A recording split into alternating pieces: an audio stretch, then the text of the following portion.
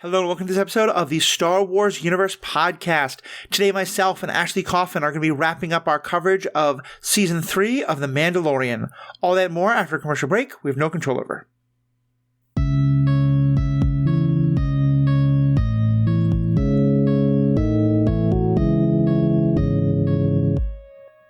Welcome back. This is Matthew, your host. I am joined, as just about always, by All Things Mandalorian, by Ashley Coffin. Ashley, how are we doing tonight? I am fantastic. I am fresh off of vacation, doing really good. Nice. Feeling great. Nice. Well, I'm so glad. I have now gotten to rewatch Mandalorian. I did a quick hits, fast reaction, but I knew I wasn't going to really get to dive in until I'd seen it with you and talked about it with you. I have now also watched it in a better experience. The first time I watched it, as I commented, I had a 12-hour road trip driving home from an event, and then I was going to have to record on it almost immediately. So basically, every time I pulled over for gas, I would open up my phone and watch like 5 or 7 minutes at a time. So watching it on my big screen was a little bit better. I got to experience a little bit more. But let me just kind of say, going in, let's just kind of start big picture. What'd you think overall? How did you feel about how this kind of wrapped up the season? Okay. I mean, I don't know whether I just have a really soft spot for Star Wars. But I love this stuff. This last episode is why I love The Mandalorian. And I just feel like it's everything that I love and look for in Star Wars always seems to get represented in the finales. And they're just so good. Yeah. I loved it. Yeah. I think that's how I kind of felt too. I feel like there was a couple of small things that I had a little quibbles with, but overall, in terms of making me feel like not only was this a great episode, but that it really wrapped up all of the season-long stuff we had, I just felt so satisfied. It felt like the first finale that felt like that. And I know like the other ones were setting up for us to keep going, Grogu getting picked up by Luke and stuff like that. But this felt like it had like a real solid, ending, but like a satisfying ending to a season. Yeah. I mean, this is a topic that I definitely want Paul, who's been our co-host with a lot of stuff in the past, I want the three of us to hopefully get together and talk about for a future episode. There's a way in which I know a lot of people have been saying that this season didn't feel like The Mandalorian of the first 2 seasons, or that, Book of Boba. Like, there's been a lot of thoughts about where we are with stuff. And I kind of feel like this episode and this season was the ending of this part of The Mandalorian. If you think about what were the major plot lines, it was Din doesn't really have a home. He's not sure what to do. He's now settled down. It was what's going to happen with Grogu. Grogu is now officially his son. They're settled. It was what's happening to Mandalore. That's settled. Bo-Katan is there. What's happening with Moff Gideon? That's settled. It feels like going forward, we might have other characters, these same characters doing new things. But I kind of feel like this is the end of this chapter, at least, of the Mandalorian story. And I'm okay with that, especially because I think we're going to get more of these characters just in different kind of things. Yeah, it felt like a really good way to end it, to have him be able to pop into other stories, especially saying that he needs to take Grogu, or the armor saying that, he needs to take Grogu on missions and leave Mandalore and go do a bunch of stuff. So now we can get in maybe back to what everybody loved about this show in the beginning is like all the quests and stuff. But, we had to get here first. And I just felt like satisfied. I felt like this episode felt very rewarding and satisfying in ways that I wasn't even like ready for. And it's funny that they gave him that cabin. I'm like, I don't know if I would call that a cabin. That's more of like a bungalow, maybe a rancher that had no wood. It did look a little bit to me like a trailer. Yeah. Kind of. Like I would take it. And right now that house is probably $497,000. Yeah, people pointed out that the chair he was sitting in, you can buy from IKEA for about $111. It's the exact same thing.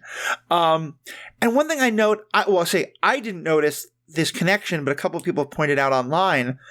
You know how at the end of the episode, it like fades down to just a circle on Grogu and the frog falls into the water, and then it goes to full black? I hadn't remembered this, but they've done that same effect of fading to just a small circle on A New Hope, Phantom Menace, and Force Awakens. So that's always what they do at the end of part 1. Oh, that's cool. So that makes me kind of think that like the Ahsoka show and some of the other stuff we're going to get is going to be part 2, probably with another season of Mando doing something, or Boba Fett. And then the movie that Filoni's making, or the movies, that's going to be part 3. Yeah. Well, there's no way that this isn't going to pop. Like, our characters, I would hope, will pop up in some way in Ahsoka. They don't need to, but they brought up Thrawn in this. So I would assume that that's going to tie in somehow. Because it is interesting, because the whole time I'm like, what exactly is the Empire's plan here? Like, I lost it when Moff Gideon showed up in the Mando armor. In the Imperials, like, what a good idea. Like, Dark Troopers made a Beskar, and we finally get some information about those red guys from The Last Jedi. Because, like, if you're like me, I just thought there was some, like, I was like, oh, look at Lady Gaga's in here. They look great. But I don't know anything about them. They just look really cool. Yeah. But now we get to see what they were. And I was like, oh, they went all the way back to that to give me, like, I didn't know that was information I wanted to see. Yeah. One thing I think that this season especially did so well, but that in general, this sort of era of Star Wars is doing so well. Paul and I think we have talked with you a bunch of times. We're doing some of the other content about how, like, there's a lot of stuff we know about the prequels only because of shows like the Clone Wars. Right. Because that kind of filled in the gaps. And I think this was doing the same thing. It was like, oh, hey, do you want to know why those people in red, where did they come from? Here's the story. Do you want to know who Hux is? Why? So nobody Hux knew has that? this dad. Nobody knew, like, who those red guys were as well, like me? I think it has been written into some of the books since then. Okay. But when they showed up in the movie, no, it was not really known. Like, I think they were meant to look like the guards that Palpatine had. And then there'd been some, like, they've been written up in some of, like, the Star Wars role-playing books or video games. Okay. But no, there wasn't any kind of, like, official canon. Cool. Well, that's cool. We're all learning new things together. Right? And yes, so many of those characters who were in that kind of Shadow Council last season are from the books in various ways. Cool. That was cool. Yeah, like Hux, the Hux who we know and love from the sequel movies, that's his daddy.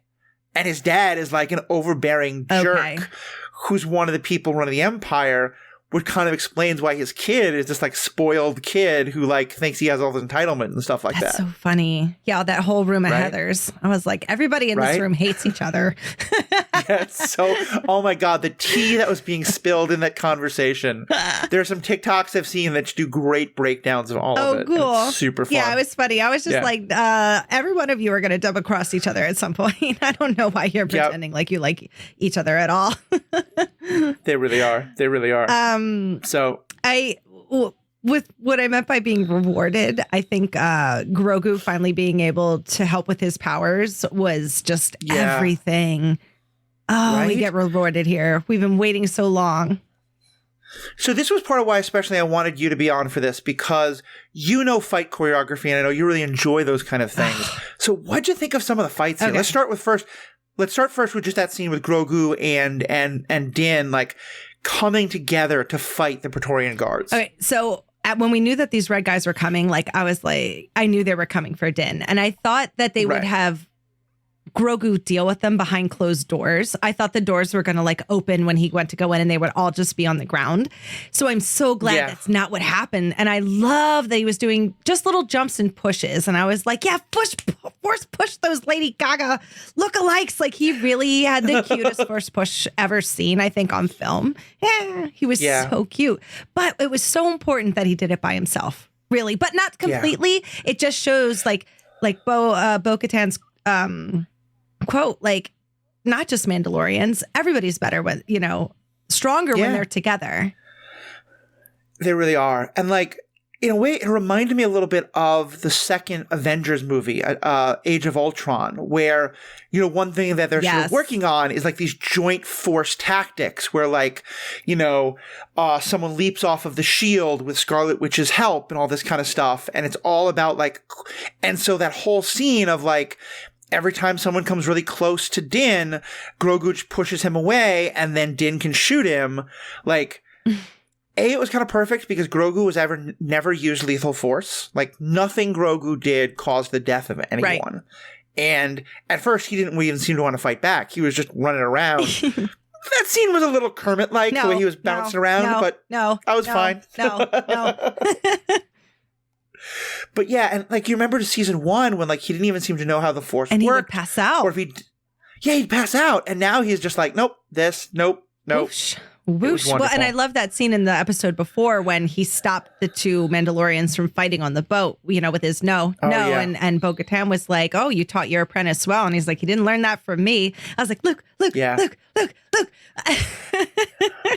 I'm so glad you brought that up because, I had that same reaction of, oh, wait a minute. Like, this is honoring. He didn't just screw off to be with the Jedi and then totally ignore all that. Like, no, he learned some important things from that. I always forget, how old is he supposed to be? So it's very unclear, but by now he's like 53, 54 years old, which my understanding is that he is therefore within, he's the equivalent of like a toddler. He's like 4 or 5, which does still make me think that one of the few things that rubbed me a little wrong this episode was, especially because we don't see him using lethal force. We see him trying to avoid fighting and then only fighting when he has to. And he is still 5 years old. Din kind of strikes me as one of those little league parents who's like, come on, my kid wants to play baseball. My kid wants to play baseball. The kid's like, I just want to chase the flowers, Daddy. I don't know. He made it really clear. He didn't want to put him in that battle destroyer thing. And Grogu's like, I am ready. Yes. Yeah. And it was the right decision. He's, I wasn't expecting how good it was supposed to be. There was even, if we jump to the Grogu, Mando, Bo-Katan, and Moff Gideon fight, Grogu did the slide just like the Mandalorians into a force push and then into a force keep away. Then Mando sliding in to shield him, and then Bo-Katan Black Widowing and shielding everybody coming in to protect them both. And that's what we get rewarded. So and then he, when Moff Gideon finally gets it, and Grogu's using the Force to save them all. This is Star Wars to me. This is why I'm here. Keep your drama. Give me the action and the rewarding payoff at the end. I want the lightsabers. I want this. This was and shout out to Ludwig Göransson, the composer, because the finale's music make everything. He really turns it up to 11 for the finales, and I just can't get enough. I couldn't get enough. That last scene was so good. So I want to talk about that last scene, but first let's back up a bit again with the fighting, and we'll talk about some of the drama, I promise. But I have seen people flying and fighting before, but whether it was with jetpacks or with wings or anything, I have never seen aerial combat done so well as they just the way they use the jetpacks in fighting. It was so good. I'm sorry, I love this shit. This is what I'm here. I can't get enough of it. The armor is so badass. Best helmet too, by the way. Right. And the scene with them just arriving as backup, this is why I'm here. Mando air fight and the Darksaber, and then the armor just using her hammer because she doesn't need a gun, just putting heads to bed. Fun fact about Emily Swallow: if you watch Supernatural, specifically season 11, I think she plays Amara and Darkness, God's sister. And say that name again. It's the name of the person who's playing the armor. Emily Swallow. Emily Swallow. Okay, awesome. Yeah, awesome. Yeah, it was. I loved that. I do need to point out, I'm not saying the show was saying this is happening, but the context is there for those who want to see it.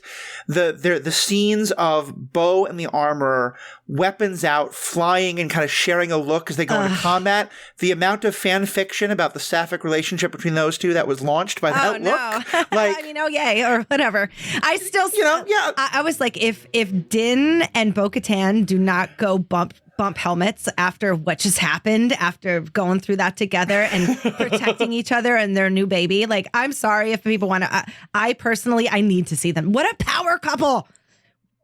I'm all for it all the directions. All the directions. I think that they left it open enough that if you want to ship Bo and the armor, if you want to ship Bo and Dan, although, should we call him Jordan now? I don't know. If the family name, because his family names, because if is now Din Grogu, that seems to imply that for him, and maybe it's just because of where he was a foundling is different than some of the others, it sounds like that his first name is Jaren and his family name is Din. So I wonder if we should all be calling him Jaren now instead of Din. But I'm never going to do that.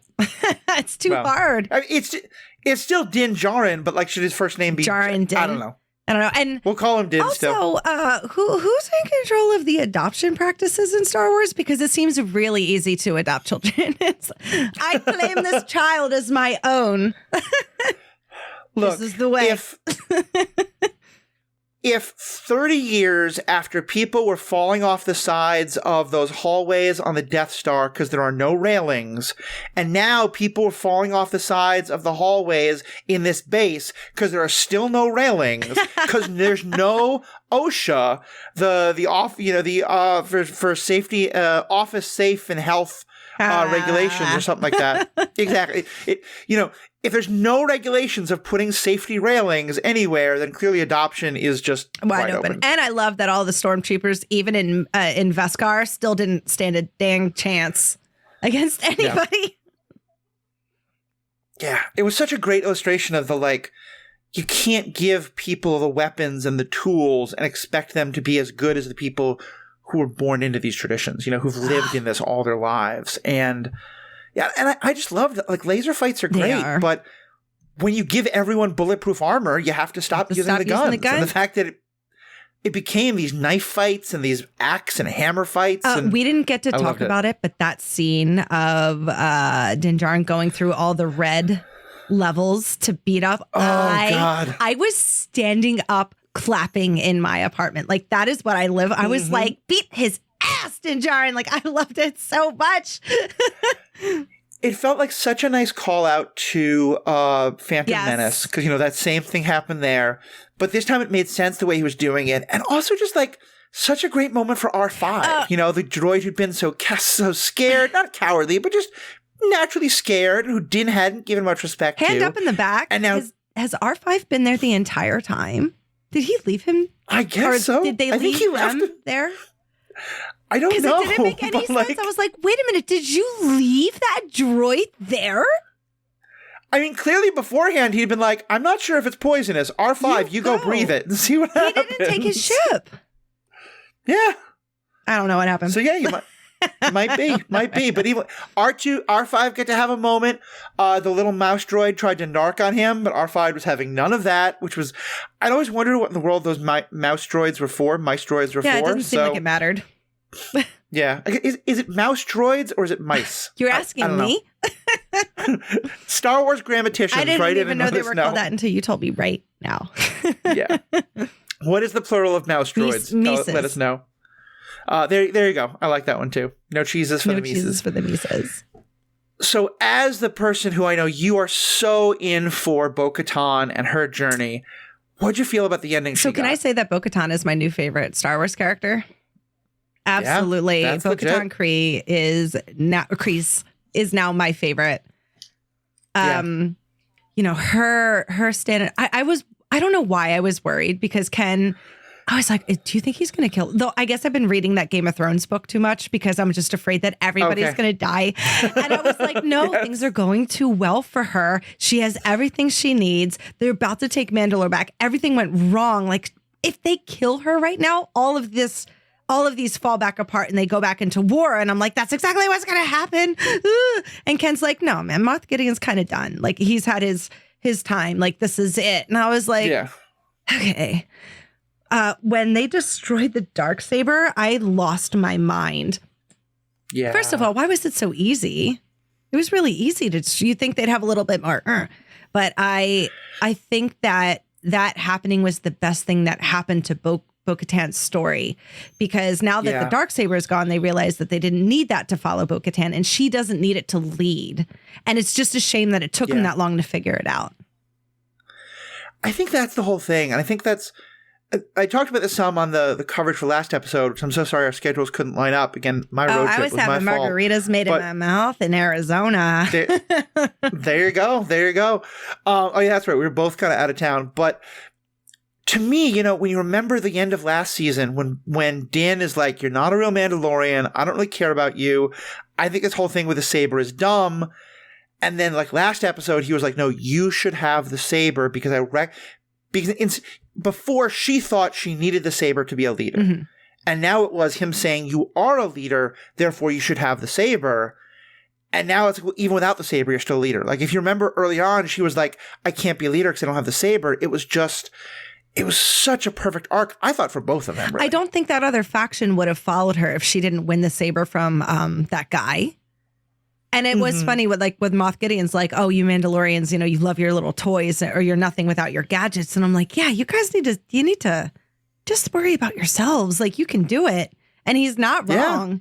Yeah. But yeah, it was definitely a shock to see it just go like that. But then to see her get stronger, it was just like, oh, I love you so much. And then like that scene right into all of them protecting each other. Yeah. I loved it. So that was one of the biggest questions I had. I'm so glad to hear that because the only part of it that struck me a little off was that it and maybe like because of all the badass armor he had, it's okay. But like, I was surprised that basically in the one-on-one fight, he beat her. Well, like he had her down. Why did the Darksaber not cut through his Beskar armor? So, I mean, I think it shouldn't have cut through anyone's armor. Like, I don't really get why that was the special thing about the Darksaber, that it could cut through Beskar. No, or lightsabers could. No, I think the thing about Beskar is that lightsabers can't cut through Beskar. Right, and I thought that no. You maybe right the desk. I'm going to look this up quickly. Yeah. Hold on. Because it felt a little inconsistent in general. Okay, yeah. So just double checked on this on Wikipedia, which is one of the best sites for this. I was correct. The Darksaber cannot cut pure Beskar. Okay. So maybe the idea is that it wasn't pure Beskar. They said it was like a Beskar alloy, so it's like kind of good against it, but not perfect. But and that's why, so like maybe like his suit was better Beskar than the suit that all those stormtroopers had. His definitely looks better. Yeah.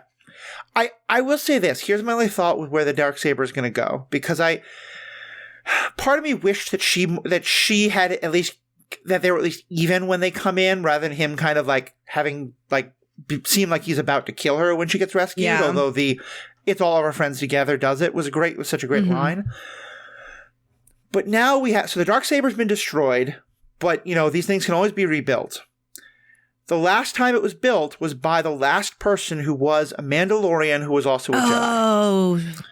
Now, Grogu doesn't want to be a Jedi, but he's a Mandalorian who also uses the Force. Yeah. Sick. Shouldn't he build himself a lightsaber? Yeah.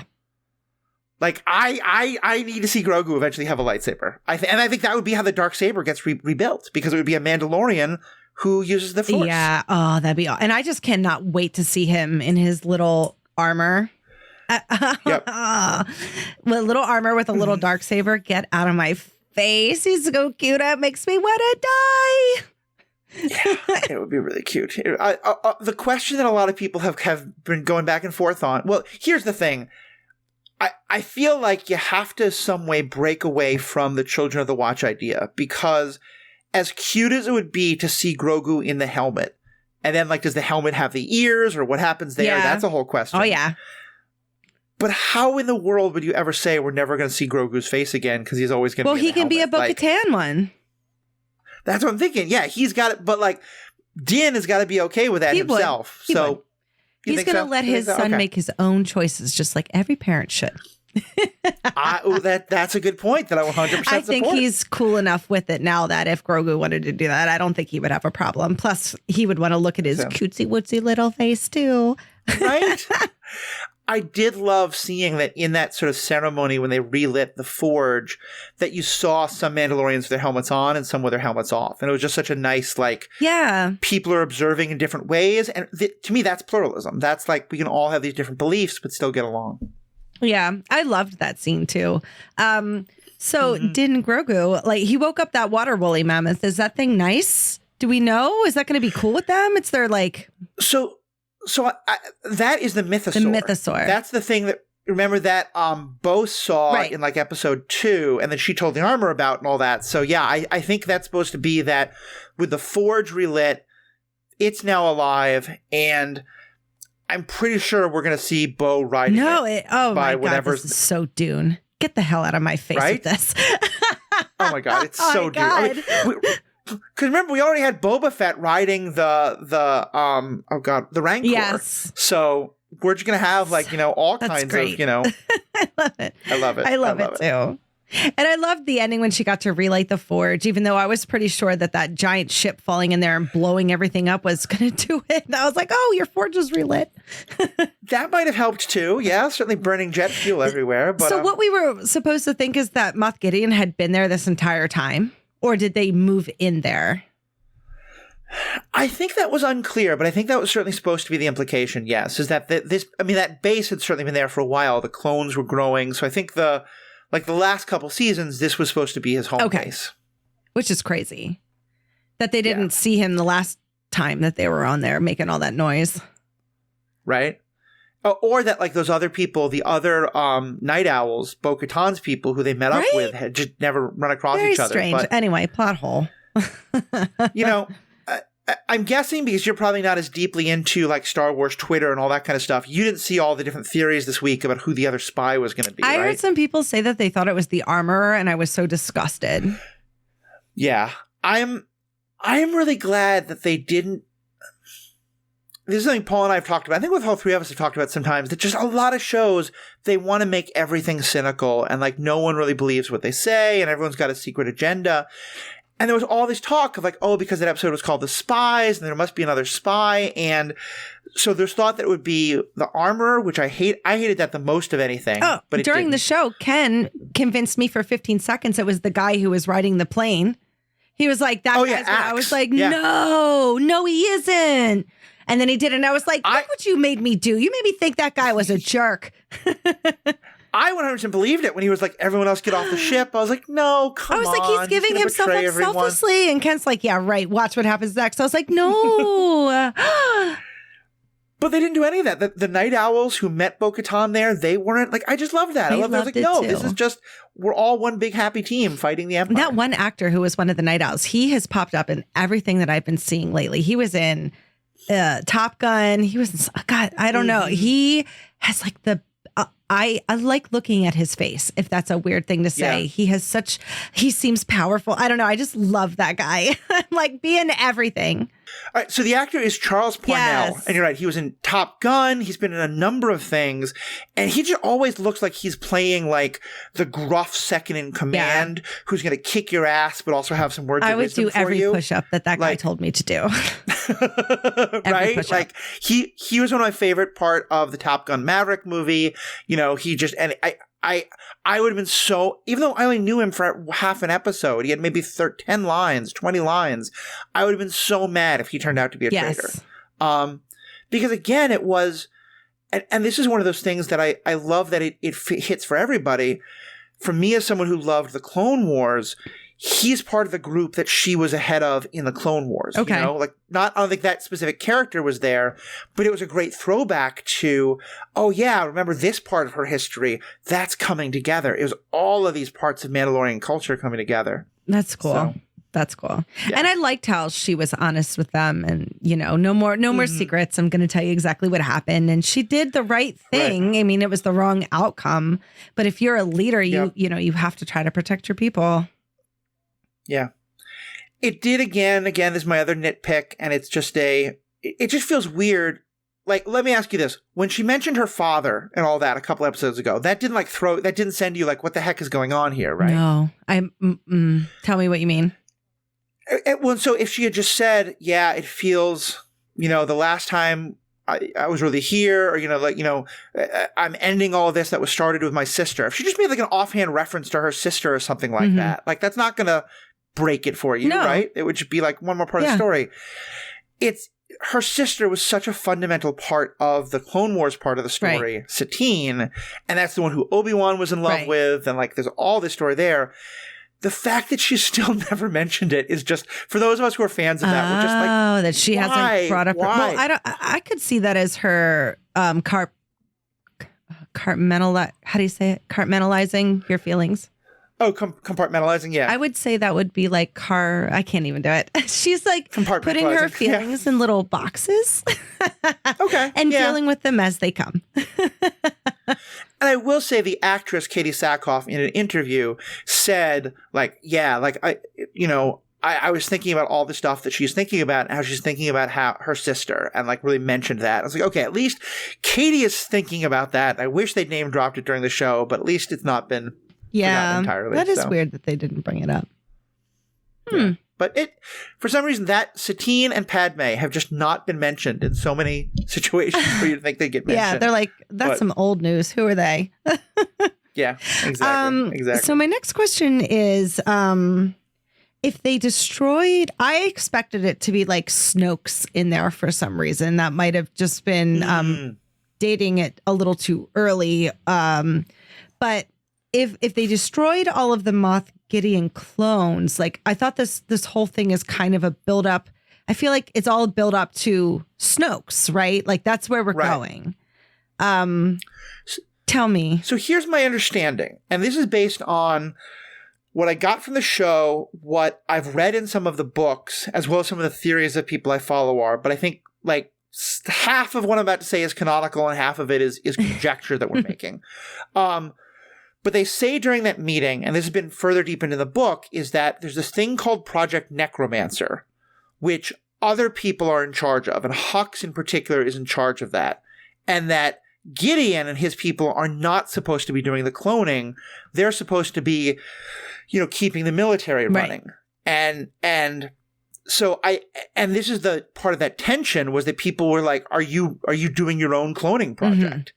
And I think the implication was supposed to be that there's this other part of the Empire group that they're working on Palpatine's plan to bring back Palpatine, with Snoke as kind of a first step and intermediary. And Gideon's like, F that, I'm doing my own thing.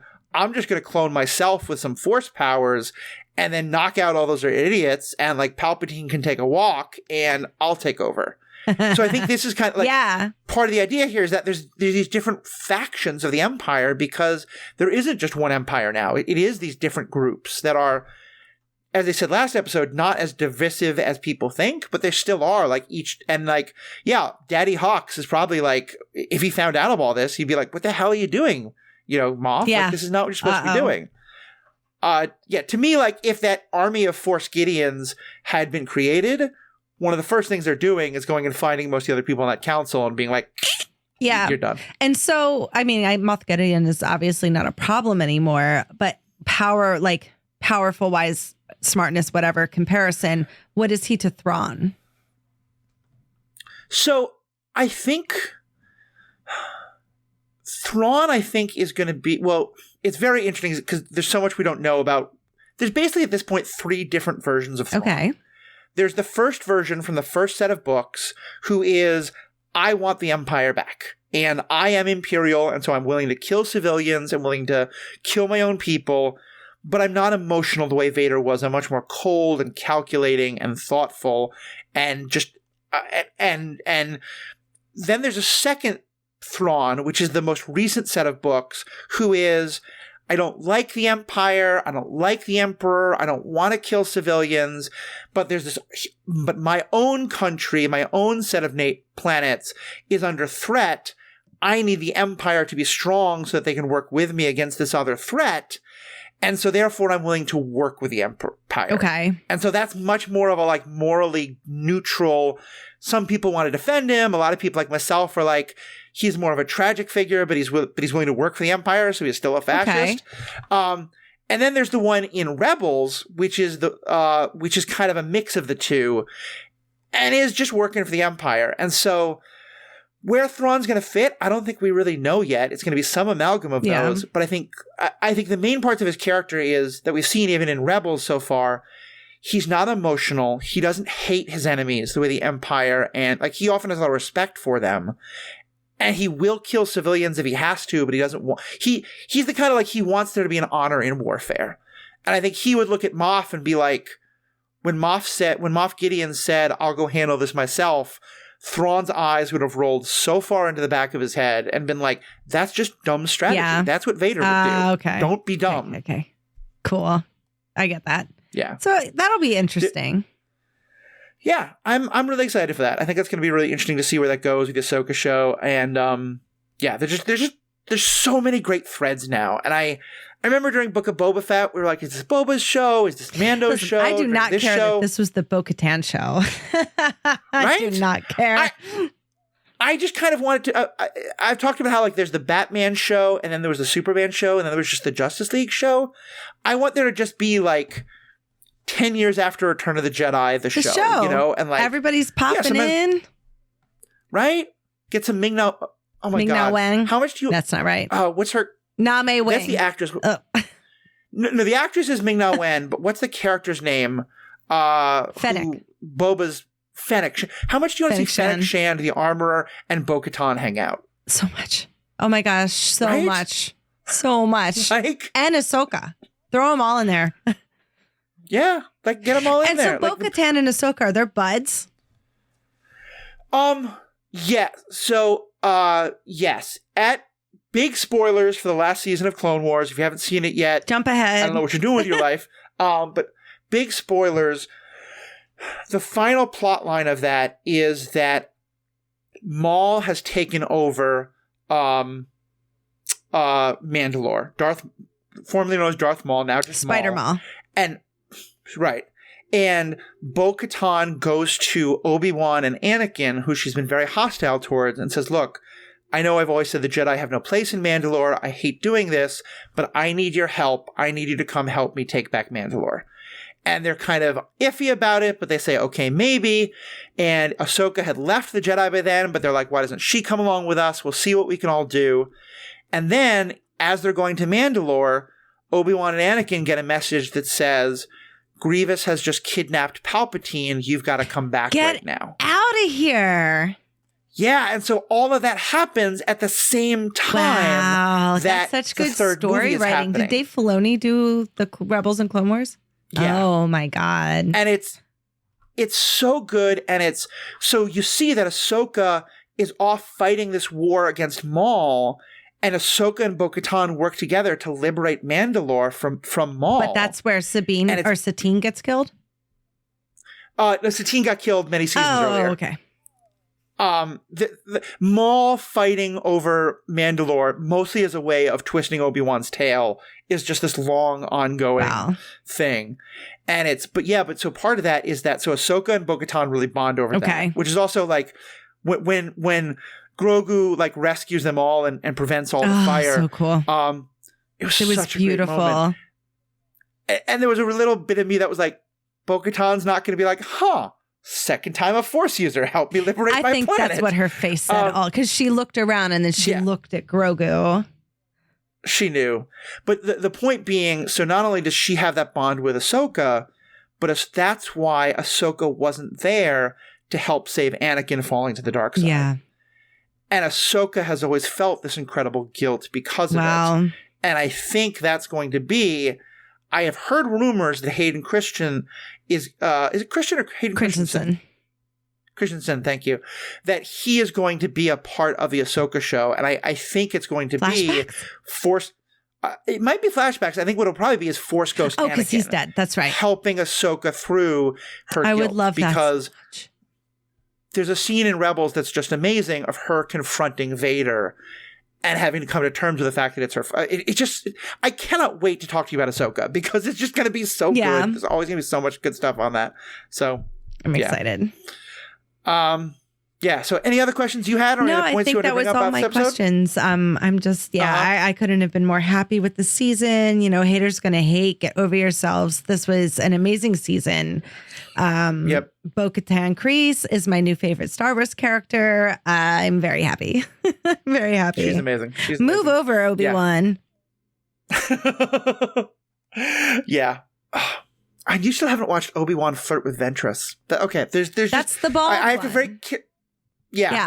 have to very carefully curate the animated stuff you watch, and be like, just only if you one at a time, send me certain episodes to watch, I'll watch them. Because I actually watched the episode I think you're talking about where Ahsoka went against Vader.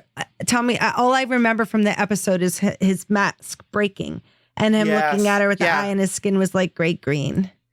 Yeah. Yeah. And it was James Earl Jones's voice and Matt Latner, who's the voice of on the show.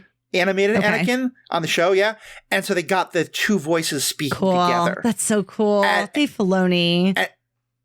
And she if you've seen it already, I'm not spoiling it. She has this what is probably my favorite line in all of Star Wars, because again, she'd been kicked out of the Jedi. She's going her own way. She is like, I really believe that I can save Anakin. And Vader Anakin says, no, I killed Anakin, and does these evil things. And she says, well, if I cannot rescue Anakin, I will avenge him. And Vader says, vengeance is not the Jedi way. And she says, I am no Jedi. Am no woman. And charges in. Sorry. It's 100% a call out to that. And it's so good. I love it. I love it. So, I can't wait. Yeah. All right. Well, we're going to have you back to talk about all that kind of stuff. I'm really excited for it. I'm going to maybe I'll put together some of those episodes and we'll do like a review of them as part of like a Ahsoka primer. So that'll be fun. We're going to have a lot of fun with that. So cool. All right. Well, thank you so much as always. For folks who don't know you or want to hear more of you, where can they find you? You can find me at the Stranded Panda Network. I have my own horror show, Bill and Ashley's Terror Theater. We are currently finishing up our coverage of the Evil Dead series. We have Army of Darkness is just up this week. We have a review of the 2013 and the Ash vs. Evil Dead TV show coming out, and then the review of the new movie. With lots of other stuff coming out there. And then you can always find me over at the MCU Cast, where we're talking all things Marvel, the Marvel Cinematic Universe podcast. So, just, look me up. I'm famous. Yeah, I'm excited for it. You really are. I mean, it is, I'm so glad I've been able to get you on as a host. I know I love listening to you on those other shows. I'm not a horror fan, but I've become a horror fan because of the great stuff you and Bill talk about. Love it so much. And of course, all these podcasts you can find by going to theethicalpanda.com. I'm so bad with feedback. We've been getting some great stuff. I want to do a feedback episode, but we got one comment by KT, who's in the Stranded Panda group. I cannot remember your last name, and I cannot find your comment at the moment. I'm terribly sorry. But she basically said that as an adoptee, she really felt the power of that moment of Dean adopting Grogu. And that's not an experience I have, obviously. And so I hadn't even thought about how that would hit. And I really love that you mentioned that, because it's what I love about the story, is that they keep hitting these moments that are like, I don't have lightsabers, I don't have jetpacks or Beskar weapons, but we all have these experiences that are being mirrored in these universes, and that's just great storytelling. I think it's KT Elizabeth Abraham. That's it. Thank you so much. Yeah, it's great members, Stranded Panda. Thank you so much for writing in. And also, Jenny Huang, you wrote in a beautiful email. I'm going to read it on our next episode. But thank you so much for being a fan. Thank you, everybody. We've gotten a number of other great comments. And of course, I love the feedback, love the thoughts. You can find all that at theethicalpanda.com. Write into us. Let us know what you think. Let us know what you love that season. What you not love about the season. What are you excited for coming up? We'll have a little bit of bonus content for the patrons in just a moment. But for everybody else, thank you so much. We have spoken. Mandalorians are stronger together. Hillary Clinton. Yeah. I'd vote for that. All right. Welcome back. To our patrons, this is not going to be Star Wars, but it's going to be within our same geeky universe. We're a couple weeks out from the next Marvel Cinematic Universe movie coming out, and we have a lot more of that stuff. Secret Wars is going to be coming out. We're building up some other stuff, and we're once again getting the same old, I don't like where the MCU is going. There's not enough structure, blah, blah, blah, blah, blah. And I wanted to give you, Ashley, a chance, because this is something I know you've been very vocal of and talking about. Just kind of give, not even like positive or negative, but just your thoughts on where is the MCU right now? Where do you see like what's been happening in this phase and where you see it going and what you're excited about?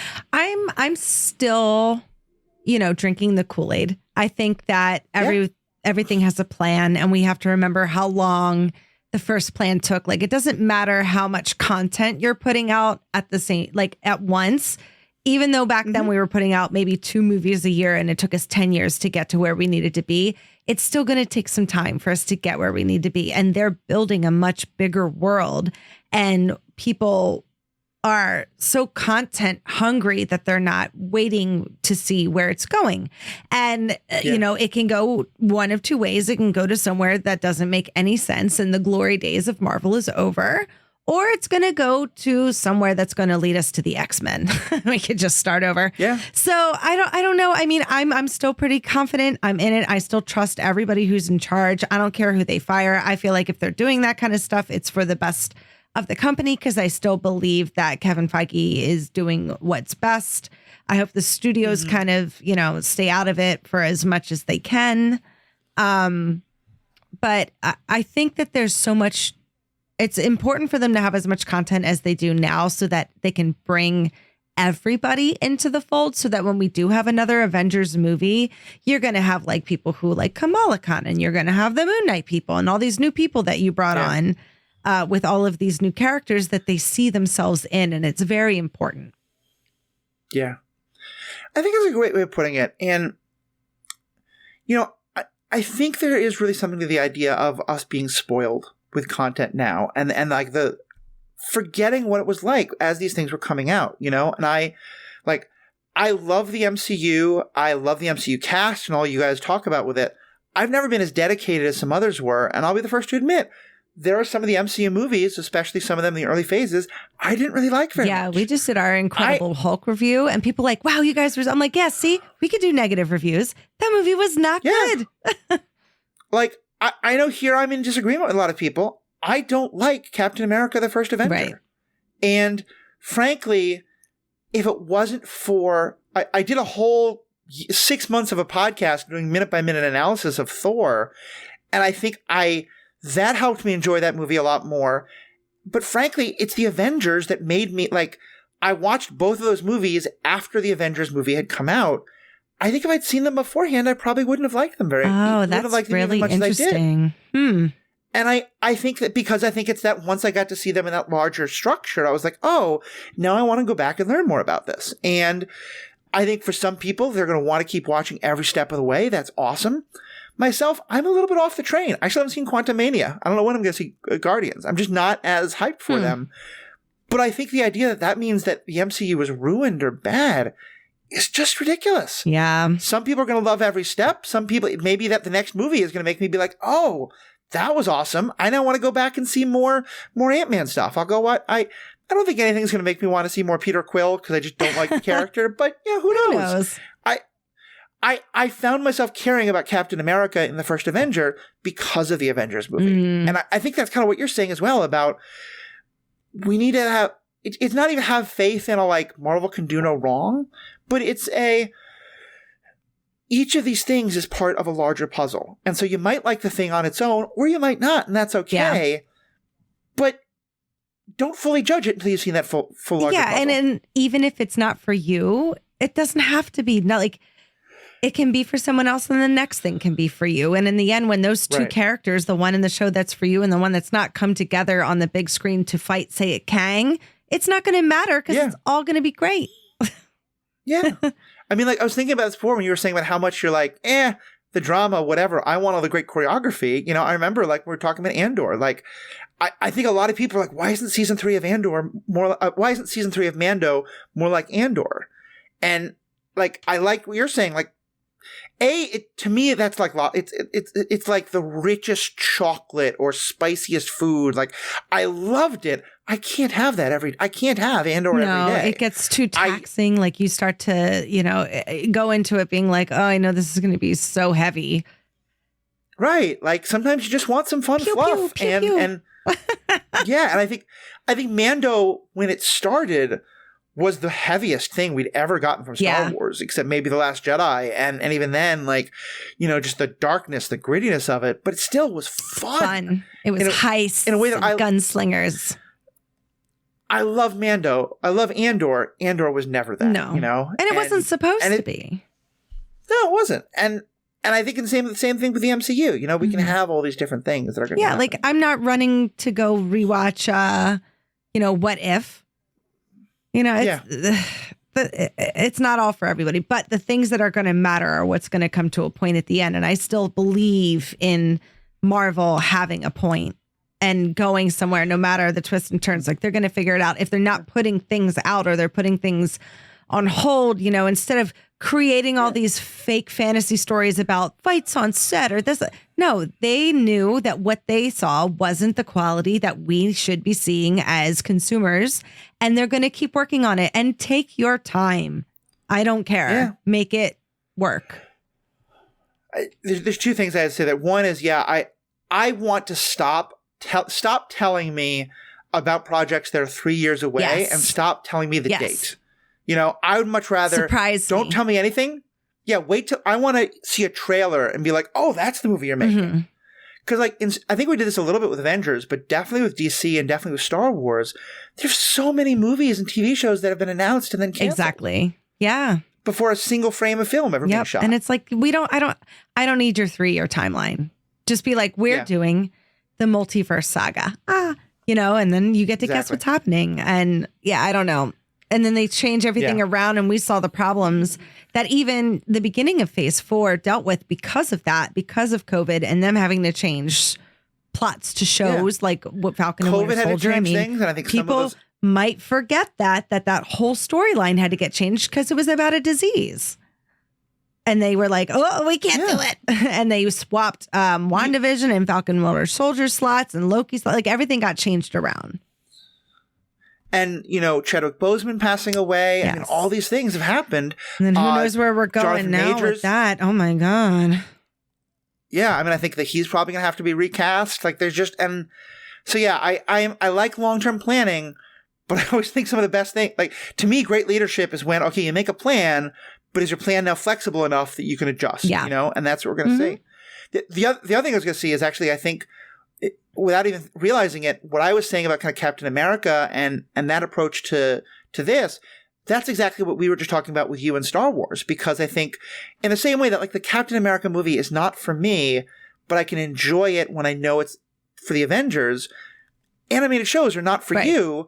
But like when you see Ahsoka and all this, now you can go back and be like, okay, these episodes of the animation, you're going to roll your eyes. Yeah, you're going to roll your eyes at the animation, but you can still enjoy it. So. She looks like a 12-year-old girl in that. Is she supposed to be 12 in the Clone Wars? Basically, Jesus Christ. Yeah. It's and the fact that she's just wearing that little tube top is something that has been George Lucas wanted it and Dave Filoni did not, and that has been a subject of quite a good deal of discussion. And she looks hot. Yeah. If I had a body like that, the things that I would be wearing all the time, just she's like 12. She's 12. You should have seen my ass at 12, walking out of Hot Topic. I like the idea that Ahsoka shopped at Hot Topic. That's now our headcanon. So okay, love it. Anyway, thank you as always, Ashley. This has been fantastic. I know you often say. I'm just so glad you're part of this coverage. I'm looking forward to having you for forward coverage because it just is such a great perspective. I love everything you've brought to this and to our audience. I hope you've appreciated it just as much. Thank you all for listening. Thank you, Ashley, for being a part of this, and have a great day. Bye.